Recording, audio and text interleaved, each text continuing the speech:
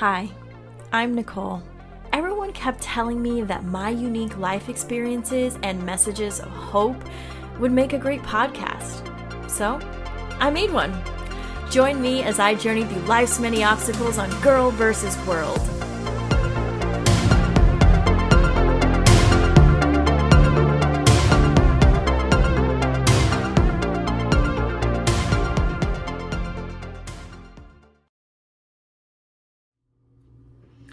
Hello, everybody, and welcome back to the Girl vs. World podcast. I'm so excited to have you here. Today we talk about stuff and things. No, actually, I wanted to tell a story. So every now and then I want to kind of break up the episodes with a story from my life.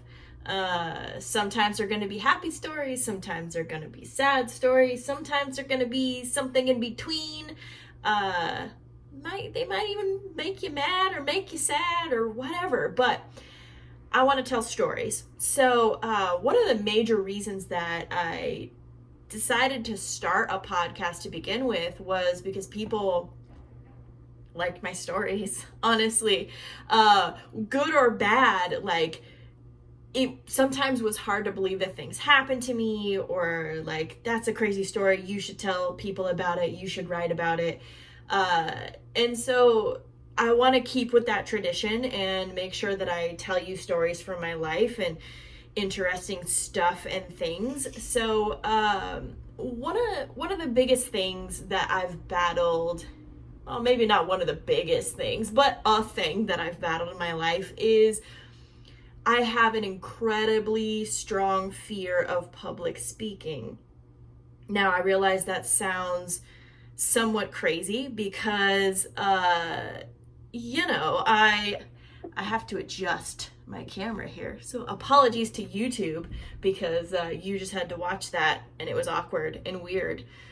By the way, if you're not subscribed to my YouTube, you should be, because you can watch me be awkward and weird, and who doesn't want to watch that? So anyway, I have a fear of public speaking. It has stopped me from doing a lot of things in my life. When I was younger, I would literally pass out. So let me tell you a story about that, and then I can tell you the story I'm trying to get to. So as a teenager, I had such a fear of public speaking that my voice box and my throat would clam up and just completely shut down, and nothing would come out. I could barely breathe, and it didn't matter how prepared I was, how many hours I spent on my presentation. My nerves were gonna get the best of me, and I was without a doubt either going to not be able to talk because my throat would close up, or I was gonna pass out, or not even be able to get out of my chair.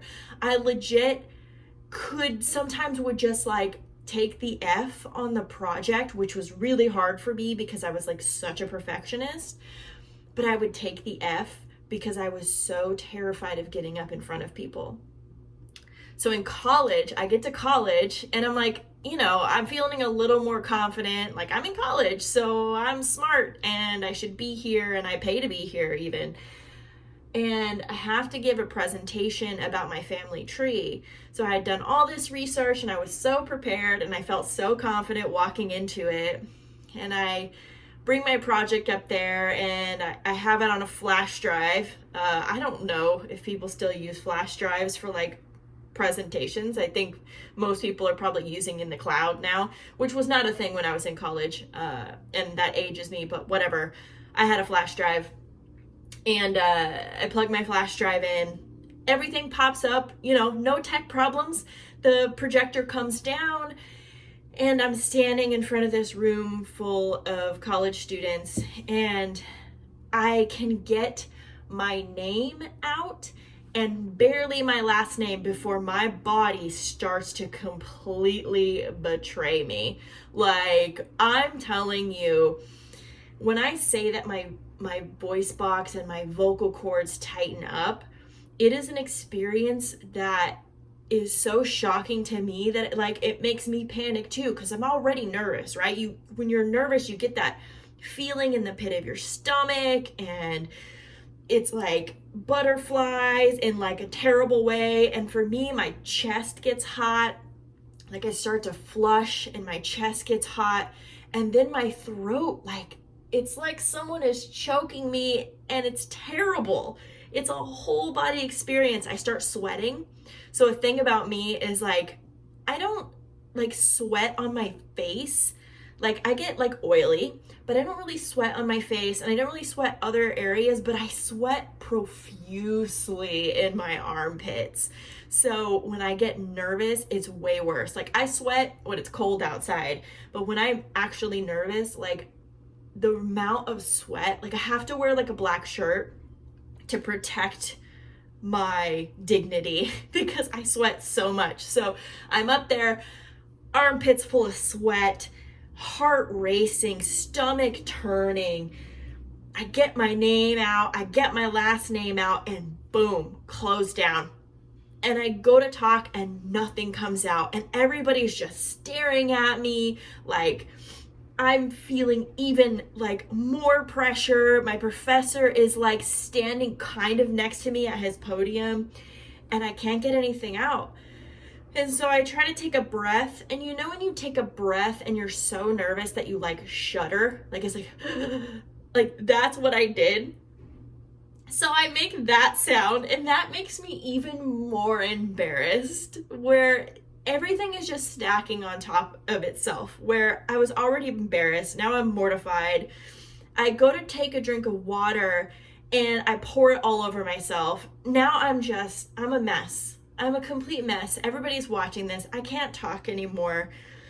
So I turn around for a second, and I'm just like trying to gather myself. I turn back around, and that was it. That's all I remember. Like that was my family tree presentation in college. It was me like totally screwing it up. Like I got my first and last name out, everybody. Like that's it. That was my presentation, and I was mortified. I didn't want to go back to that class ever again. And from then on, like, I'm like, I thought like high school, like it would be over, because I got teased in high school a lot. I got caught, I was like the Bible club kid, and I was flat chested and had really bad acne on my forehead, and I got made fun of a lot. Like that's just how it was. Like I had tiny boobs, and I wore sweaters and pulled my hair back in a ponytail all the time, and that was me, and so I thought like once I got out of high school, like maybe I was that nervous because of high school. It wasn't. I was just nervous.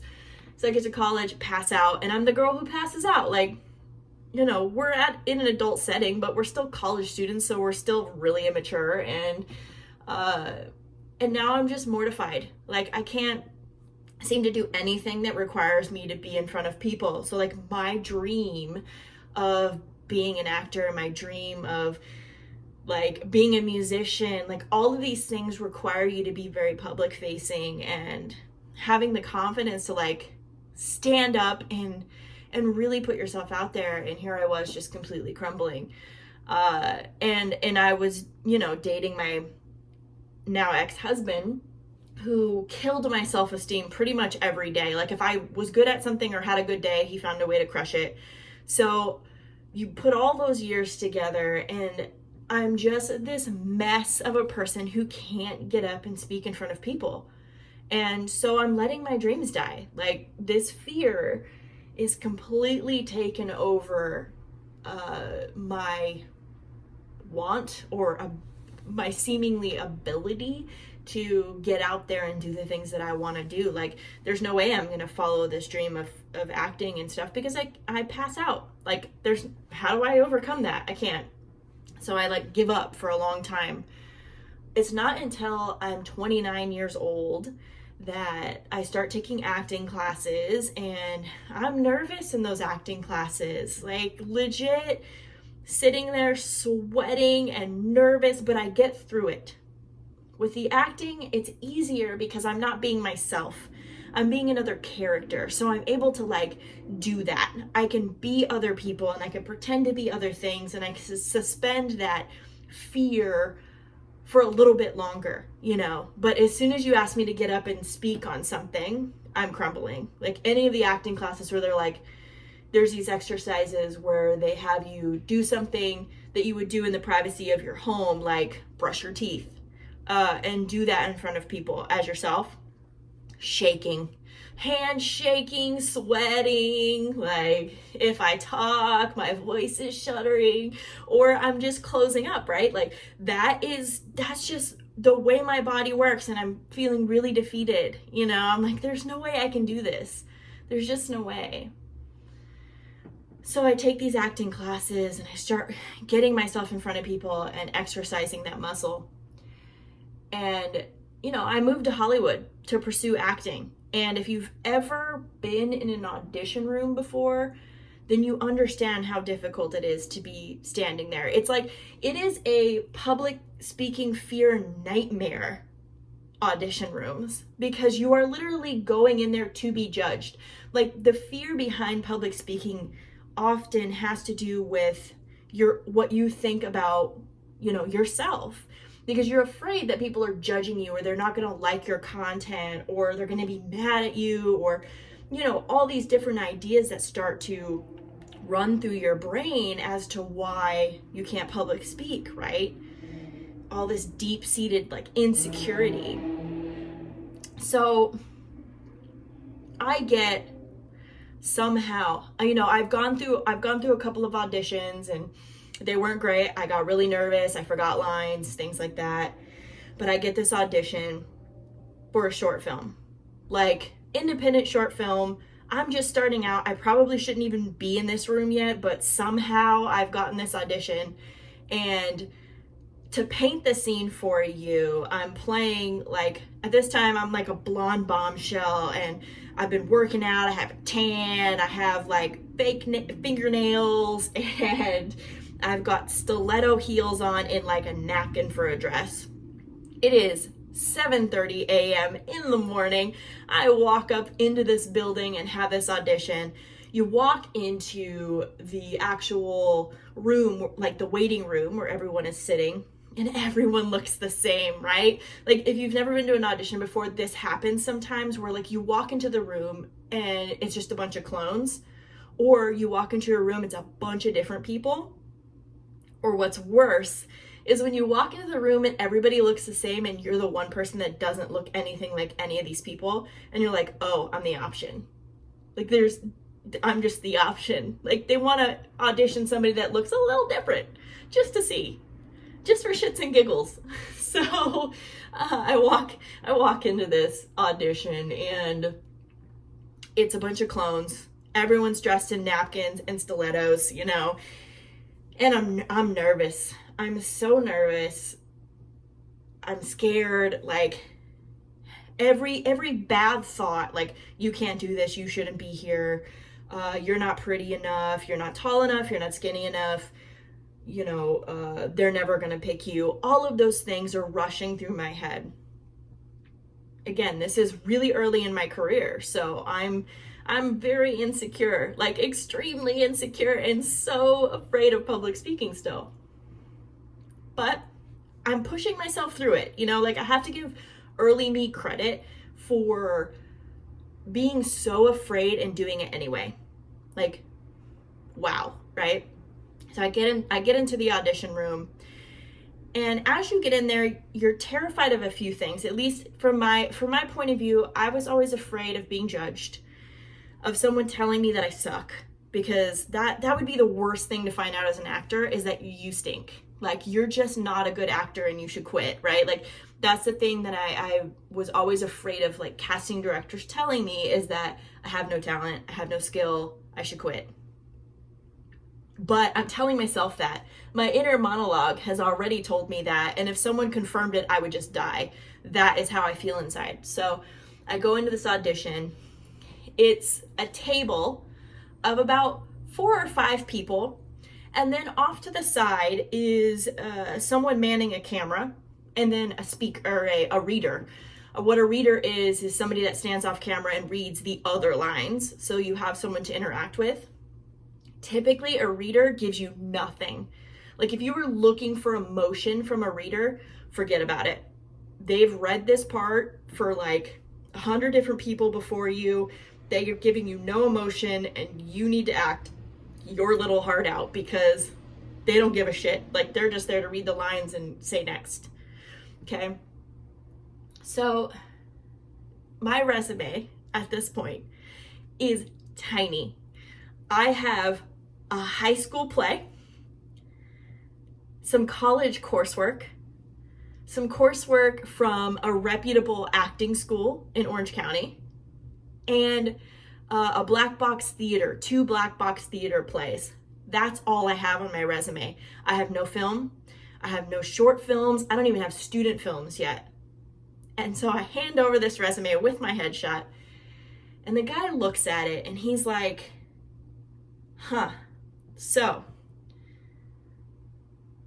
this black box theater, I'm gonna leave the name out because it doesn't matter. They're like, so you worked at this black box theater? I said, yeah, it was a really great experience. And he goes, my ex-girlfriend used to work at this theater and she's a bitch. And I'm like, oh, okay, so wasn't such a great idea, I guess, to work at that theater because this casting director hates it. And he goes, all right, go, and throws my resume down and like leans back into his chair and is just like, he just looked like an asshole, just like a total dick, right? Like, he's just like, okay, it's time for you to impress me, which my inner monologue is like, holy shit, this guy already hates me. I'm like crying inside and sweating more, and like everything is bad. Everything is bad, right? So we go, and I mess lines up. I'm nervous, I'm shaking. So I try to, because my hands aren't looking very sexy, because I'm supposed to be sexy, I put them behind me, thinking that like, maybe that'll look cute, but probably I just look like I'm trying to escape from a what do you call those things? Those vests that they tie crazy people up in, like a straitjacket. So I probably just look like a person that's in a straitjacket, and it's not sexy. And so I finish, and I look up, and he just has an unimpressed look on his face. I'm like, okay, it's over. Oh, it's not over. It's not over by a long shot. We have just begun. It's like this casting director saw fresh meat, and he wanted to tenderize that meat until it was flat on a surface. And I was that person. So he looks at me and goes, can you take your shoes off? I want to see how tall you are. So I take my shoes off very awkwardly in my very short dress, and he goes, okay, I guess you're tall enough. So now he's, picking at how I look, and he's like, well, if how did he say it? He's like, if you had to lose some weight, do you think you could do that for this role? I'm like, absolutely. You fucking dick. No, but in my head, I'm like, this guy, like, okay, can you just like tell me that you don't like me? Like, why are you making me stand here? So he's going over to my outfit and like how tall I am and if I would lose weight. And he goes, I don't really like you for this role. So I'm like, okay, well, at least he's gonna send me out of this room, and I can leave, and it's over. Pull the Band-Aid off and leave, right? And he goes, I want you to read for another part. And I'm like, oh no. Okay. So, usually that means a good thing. Like, I want you to read for another part is usually a good sign. But because he's already beaten me down some, it doesn't feel necessarily like a good sign. But I take it and I go out in the lobby. He goes, go out in the lobby, learn these lines, come right back. It's only a few lines. So I get the lines down, I come back, and he goes, okay, go. And I say the lines. And he goes, I'm going to stop you. Let me set up the scenario for you because you don't know. So let me explain. And I'm like, okay, well, this is my first instance of mansplaining in Hollywood. Great. Let me listen. Let me listen.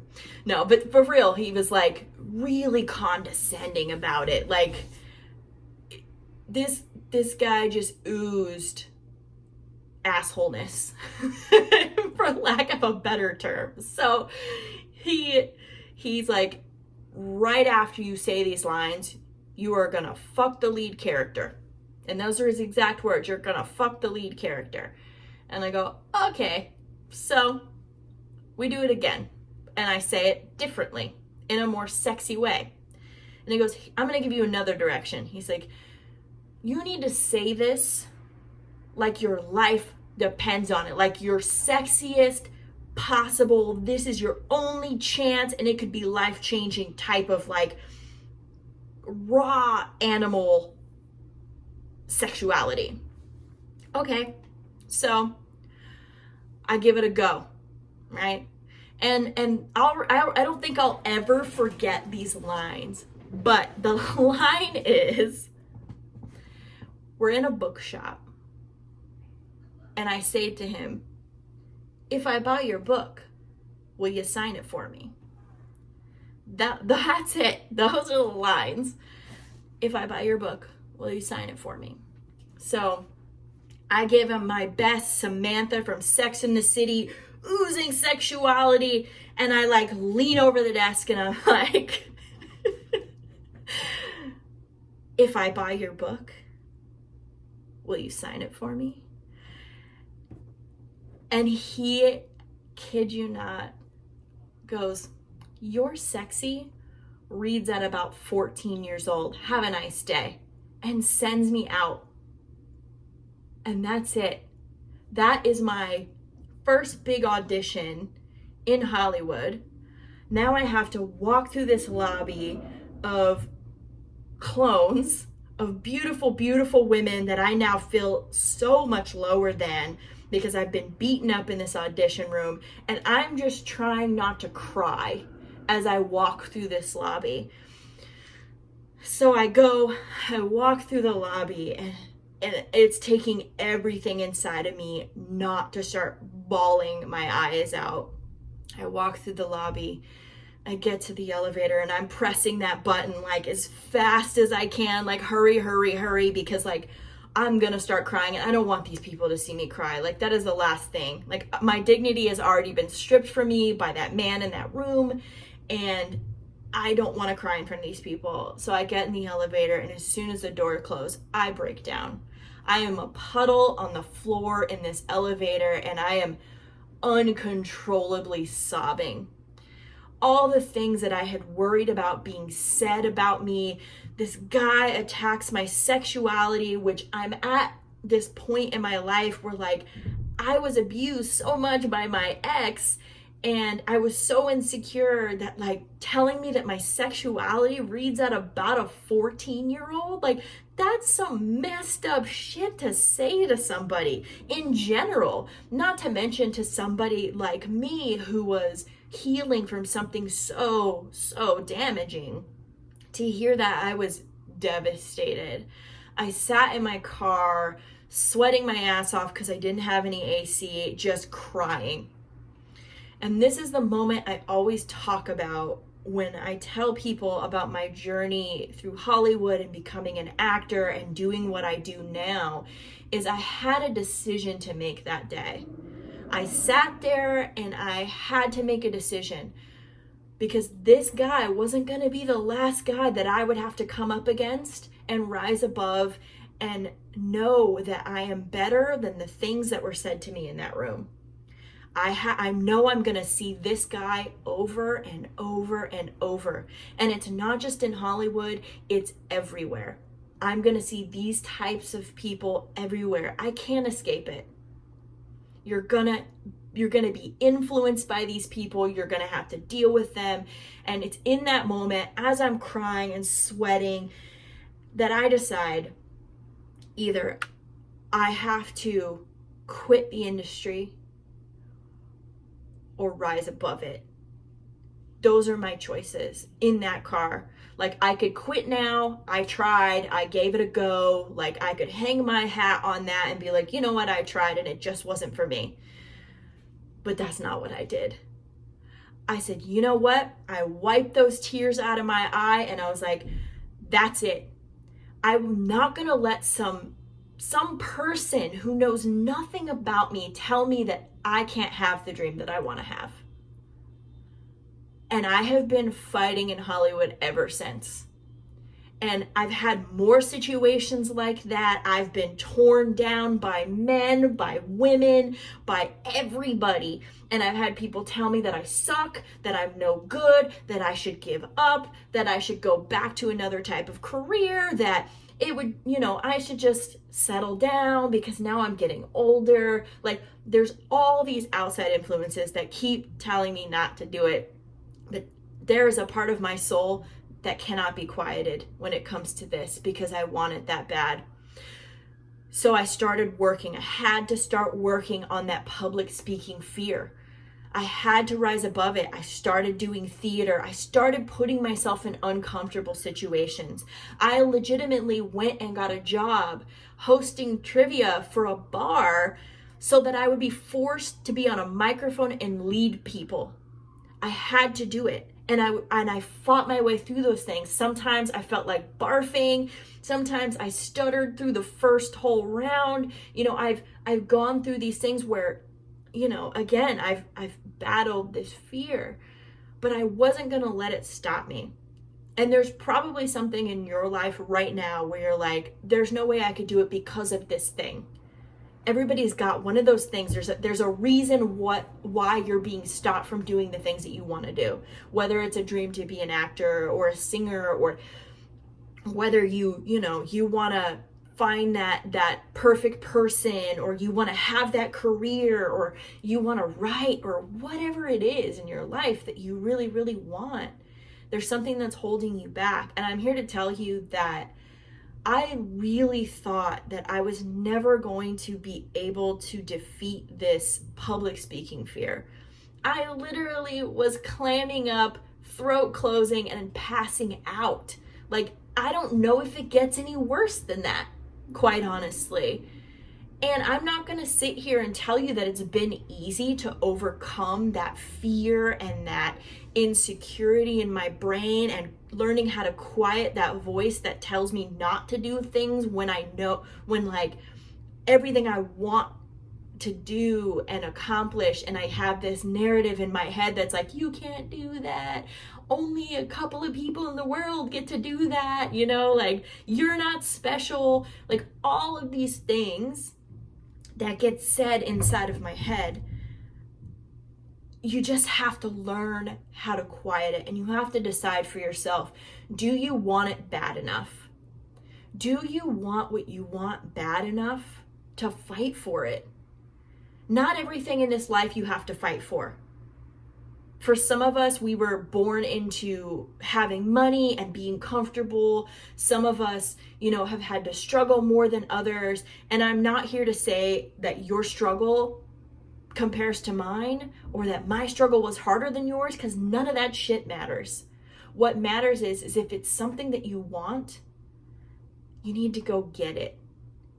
And don't let fears, insecurities, and all of those, and people around you, like outside forces, tell you that you can't have what you want.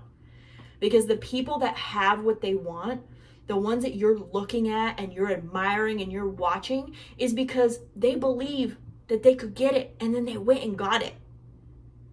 There are anomalies where people like got things and they got things handed to them and it was easy for them, but we're not those people. If we were those people, we wouldn't have to fight so dang hard, right? Like, we're not those people. So we're the people that have to decide for ourselves, if this is the thing we want, then we have to go get it. If you have that fear like I did, I can give you tips and tricks on how to fight that fear, but it all starts with your internal monologue and deciding that you can A, go get what you want, and B, that you deserve it.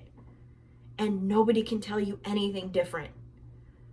That guy did not determine the rest of my future, but he could have if I let him. I could have let him crush me, and I would have quit acting, and I wouldn't have the friends that I have today, the experiences that I've had, the great projects I've been able to work on. I wouldn't have any of that if I decided that day in the car to not follow my dream. Instead, I look at that guy, and he did me a favor because he showed me early on how ugly things can be. And I decided that day, I was like, this is ugly, but what I want matters more than that. What I want is my dream, is the thing that I want, and I deserve it.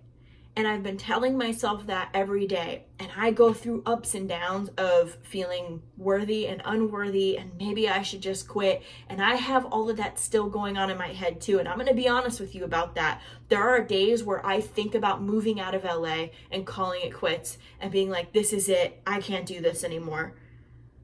But that thing inside me that I've been working on that says you should get what you want, and you can, is what keeps me here and keeps me fighting. And that's what you need to acquire too.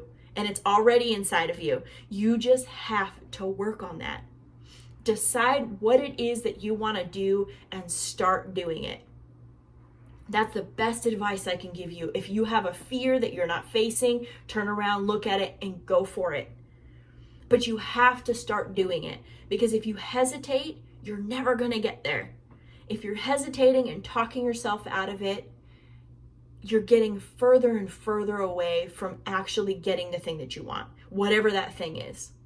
But if you act on it right now, today, do something toward that goal. There's always something you can do. There's something you can do every day. You don't have to do it all in one day, but you can do a little bit every day and get closer and closer. That's how I got to creating this podcast, is I did little stuff every single day until I got here. You know, not letting that guy defeat me in that audition room has got me here. Would I have known that back then? No, not at all. But here I am, and I have successful projects under my belt. I'm making this podcast on my own. I am writing things. I am going to start directing and starring in things as well on my own projects, in other connections I've made, because I believe that this is what I'm meant to do. I'm meant to be here to entertain people, to make them happy, to help them with the story that my life has been. And I've got lots of stories. So this is just one story of so many that I look forward to sharing with all of you, and really telling you that, like, it is possible. I am telling you, if I could get over this fainting, anxiety-ridden public speaking fear, that you can get over whatever it is that's stopping you from getting what you want. All you got to do is start today. Start right now. As soon as this podcast is over, turn it off. Well, you can like it or share it or maybe write me a review. But after that, write down what it is that you want and start taking action toward it. You deserve it. Thank you so much for listening to our episode today. I am your podcast host and producer, Nicole Samra, and the music for this show is called 80s Pop Dreams by Soundtricks. If you loved our episode today, please feel free to give us a rating on whatever network you're tuning in on, and we look forward to having you back next week.